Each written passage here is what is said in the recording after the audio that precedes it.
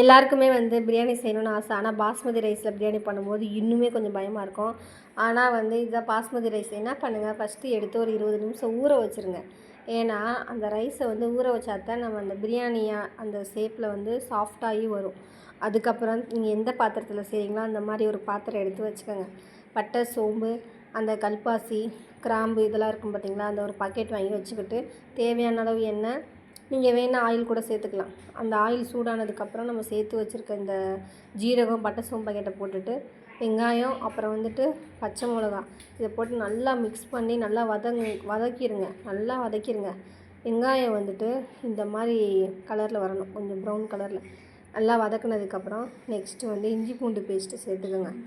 இஞ்சி பூண்டு பேஸ்ட்டு சேர்த்ததுக்கப்புறம் புதினா, கொத்தமல்லி இருந்தால் அதை சேர்த்துக்கலாம். இதை சேர்த்துட்டாலே நல்லா ஸ்மெல் வரும். அப்போனாலே நமக்கு பிரியாணி சூப்பராக வரும்னு அர்த்தம். இந்த சேர்த்தாலே இந்த ஃப்ளேவருக்கு சூப்பராக இருக்கும். அதுக்கப்புறம் தயிர் சேர்த்துக்கலாம். அதுக்கப்புறம் வந்துட்டு நான் பிரியாணி பொடி தான் சேர்ப்பேன். ஒரு சிலர் வந்து வீட்டிலேயே அரைச்சி வச்சுருப்பீங்க. நான் அதெல்லாம் சேர்க்க மாட்டேன். பிரியாணி பொடி சேர்த்துட்டு அப்புறம் வந்துட்டு எந்த 1 கிளாஸ் அரிசினா 1.5 கிளாஸ் தண்ணி. இதுக்கு வந்து கொஞ்சம் கம்மியாகவே ஊற்றணும். ஏன்னா ஆல்ரெடி நம்ம அரிசி ஊற வச்சுருக்கோம்ல, அதனால் அந்த தண்ணி சூடானதுக்கப்புறம் நம்ம கழுவி வச்சுருக்க அரிசியை தூக்கி பாஸ்மதி ரைஸை தூக்கி போட்டு மிக்ஸ் பண்ணிடுங்க. அதுக்கப்புறம் இது வந்துட்டு வெந்தய இலைன்னு சொல்லுவாங்க, அதை சேர்த்துக்கலாம். நான் வந்து அன்றைக்கி பன்னீர் எடுத்துருந்தேன் சொல்லியா, ஸோ 2 பன்னீரை ஃப்ரை பண்ணி சேர்த்துட்டு 10 நிமிஷம் தான், அதுக்கப்புறம் ரெடி ஆயிரும்.